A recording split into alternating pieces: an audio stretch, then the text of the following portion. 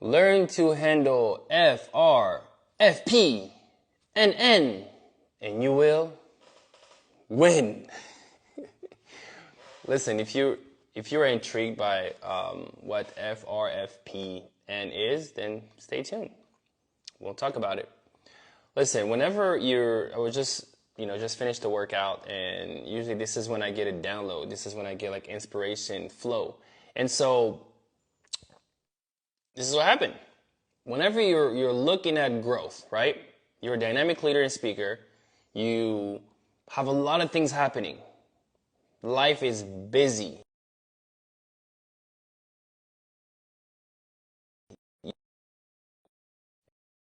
Isn't that wonderful? So you're a dynamic speaker and leader, and you move very fast through life. You accelerate. And sometimes whenever you're there and you feel like you have so much value to bring and things that you're building, it's very easy to start to feel frustrated because you feel like there's forces coming in, right? A lot of different places. And so here are the 4 things that if you can handle those, you will win every time. Inside of body, being, balance, and business, all 4 core domain, okay? So the very first one is frustration. You have to be able to handle frustration. Now, whenever you're a dynamic leader and speaker, you're most likely dealing with people, right? You have, oftentimes, a higher level of discipline, and you're goal-driven, and you're an achiever, and you're like, you go. And when you deal with people, sometimes it doesn't, they don't do the same thing or have the same level of, either standard or just efficiency as you.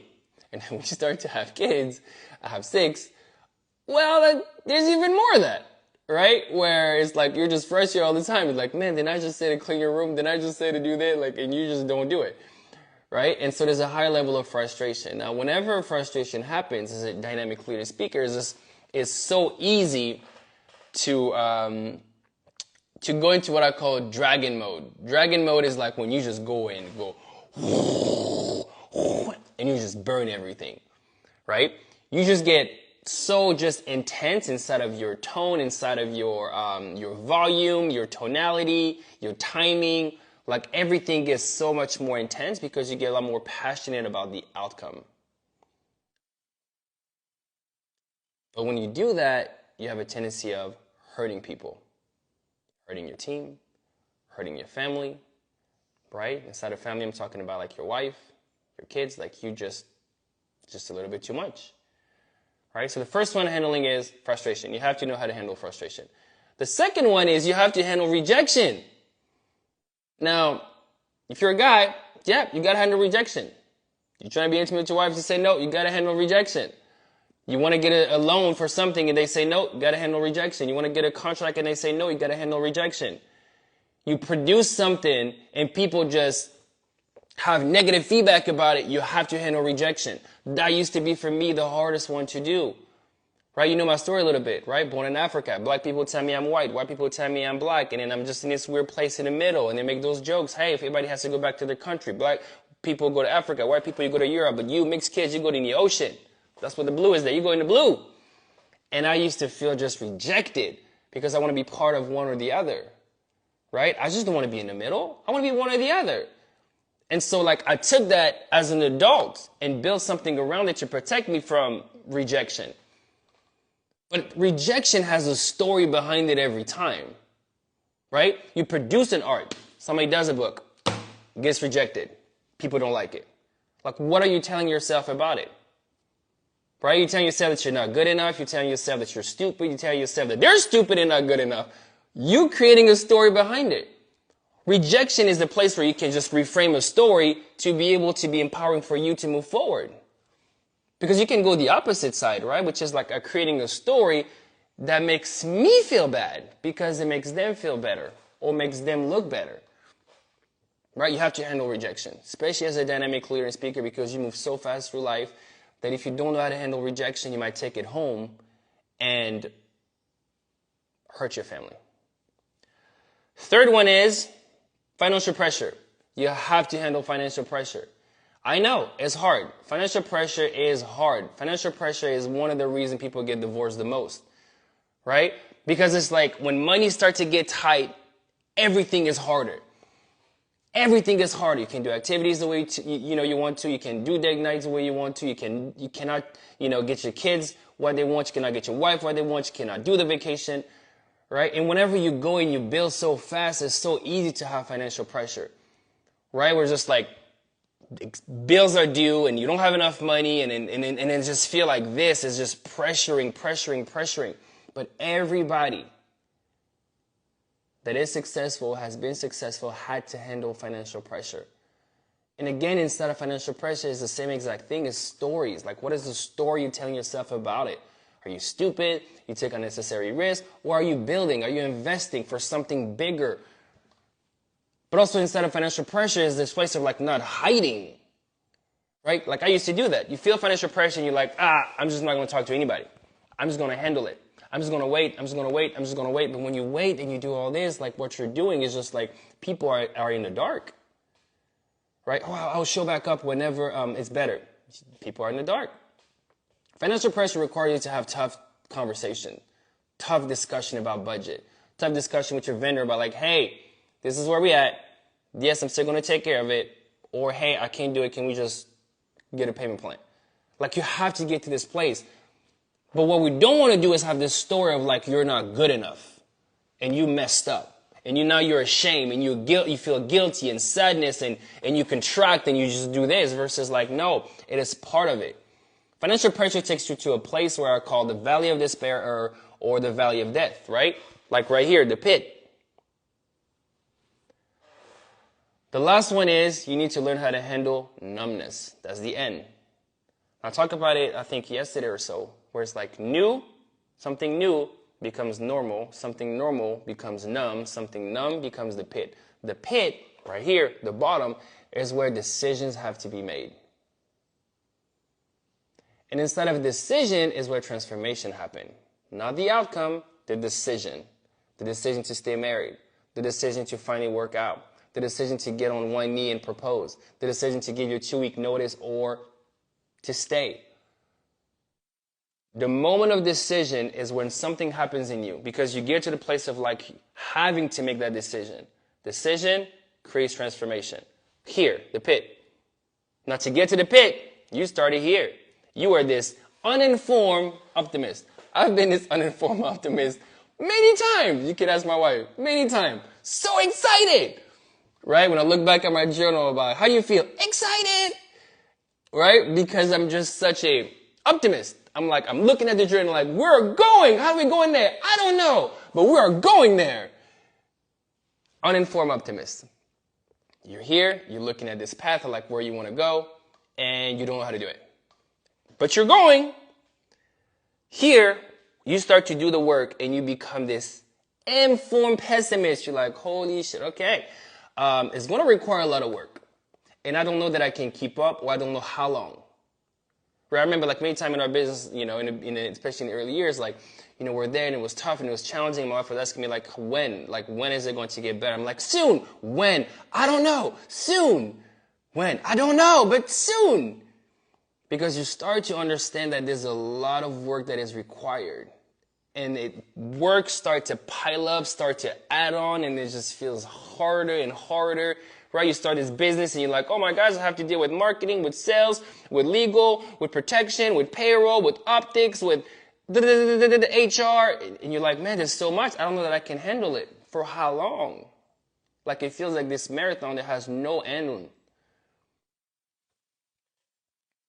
Informed pessimist. Then eventually you get to the valley of death, the valley of despair. Inside this place, it's just like, it feels like things really suck. Because the work has been piling up, you're tired, maybe your house is a mess, maybe you just like haven't taken a shower in a little, hot minute. I know you guys. In a hot minute, right? Or you've just, instead of doing the work, you've just went and you hurt your family because you're so just grinding that you just like, soon, I'm just right now, I'm in work mode. And then eventually it's just like, you look back and it's like, where are they? Yeah, you've been in work mode. And then being in trying to figure out life mode. The valley of despair is always a challenging place to be. But it's a place that every single person goes through. Doesn't matter the level of success. Does not matter the level of success. Everybody goes through the valley of despair. Some people just don't stay there long, and others stay there a very long time. And some people are in the valley of despair and thinks that they're out, but really what they did is like what we call like a false lift. They just did this. Ready? They went a different route, but went back to the same exact peak, the same exact place they were before. They made changes, but there's no transformation that happened. They just went back to where they were. And they feel like, oh, wow, that things are better. We have been transformed. No, you've not been transformed. The only thing that has happened is that you just changed some stuff, but you're back to the same exact place, and you're stuck in what we call this karmic cul-de-sac. Or, if you know how to speak French, cul-de-sac. Karmic cul-de-sac. Keeps on repeating itself again and again and again. And I'm not just talking about business, I'm talking about inside a relationship. Yeah, you might get divorced and you think things are better, but you find the same exact person and do the same exact stuff. And it hurts. Because now you start to feel ashamed and guilty and something is wrong with you. Just because you haven't been willing to go through the process of just the pit and be transformed and making the decision. Now, how do you get out of the pit? To get out of the pit, you have to have a couple things. First one is you have to have a compelling vision. Whenever you are here, that's why like most of my entrepreneurs and people that want to start a business, I tell them all the time, whenever they're so excited in this moment, right? And they're this uninformed optimist of like, we're going to figure out a way. I can work forever. Like, yes. But this is what you need to do. And I learned that from my mentor, this guy, Noah Kagan. I don't know if you can see because the thing is he wrote this new book called Me on the Weekend. You should need to get it. And so Noah told me, he was just like, hey, this moment when you're so excited, when things are amazing and you feel like you can take on the world, write down exactly the plan. Write down the vision, the excitement, like how you're feeling. Like write all that stuff down, all of it. Because when you get to the pit, and at the time I didn't understand what he meant, but I just did it. He's like, when you get to that moment when things start to suck and it becomes hard, you can go back to like the vision. Why did you start it? Why did you start this? Why did you get married? Because she was my soulmate. She was amazing. She was great. She understood me. She's so pretty. She's so beautiful. Oh my gosh. And you remember all that. And now you can go back and maybe some minor tweak, but you're getting this compelling vision again of like where it is that we're going. And then you get a guide. Like somebody that can watch your six, somebody that can guide you to the direction of like where you're going now, because you know where you're going now. You have this vision again. Because instead of like this going to the pit, right? When you become this informed pessimist, like you're just like grinding. Like your head is down, you're doing the work. You're not looking up to see where you're at and where you're going and what the vision. You're just grinding, and then you look and you're like, holy shit, what's going on? Overweight. My house doesn't feel like a home. My wife feels like a roommate. Or my husband feels like a roommate. I don't really know my kids, what's been happening in their life, at school. I don't even feel like I'm just doing what God is calling me to do. Matter of fact, like I don't feel connected. Because you've been you've been stuck so much into the grind that you forgot where you're going. And so you're rebuilding this compelling vision. And you get a guide, and you get a community, and you get accountability. And then from there, you move up. And then you become this informed optimist. Because now you know the work that's required. And you have the people to push you and keep you accountable to the work that you say you're going to do. Look, whenever I work with people, I'm like, listen, I hold the line. I hold the line. Whenever you commit to work with me, whether it's 6 months or 12 months, I'm holding the line. If during the 6 months, like, well, I don't think that's working, it's like, I hold the line on the vision that you said in the beginning, because I know that people get to this pit, and inside of this pit, they want to quit. But I hold the line to what you said whenever you were excited to do it. Because that's who God created me to be. Sometimes it can be viewed as just like, oh, you're not good at being friendly, or you're not good at being kind. But I'm holding the line so that you can keep on moving forward. And we can look back at this vision and then we can keep on climbing where we need to be. And this is when transformation happens. And then eventually you get to this place of success and fulfillment. So I don't know where you are today. I don't know where you're stuck, whether it's like, you need to learn how to handle frustration, or you need how to handle like rejection, or you need to handle financial pressure, or just numbness, right? And numbness, which is the last one, numbness is a scary place. And numbness is not always like, oh, things are great, I'm just numb. Sometimes it's like things have been bad for so long that you're just numb. Money has been tight for so long and you're just numb to it. You just, I don't need to look at a budget anymore. I'm just going to do whatever and it's going to work out. You're just numb to it. Or, my wife doesn't want to talk to me all the time, but I'm okay. You're just so numb. Like you don't even know what it's supposed to be like, feel like, look like, because it's been bad for so long. You don't know that you're supposed to be able to see your toes, but you let that belly just get to where it is. So you're numb to it. Like, I'm still going to get this dessert at 11 p.m. at night. Because you've been so numb to it that you lost the vision, the compelling vision, and you don't have the guide. And you don't, because maybe you think like, oh, it's too expensive. Be like, how is your life?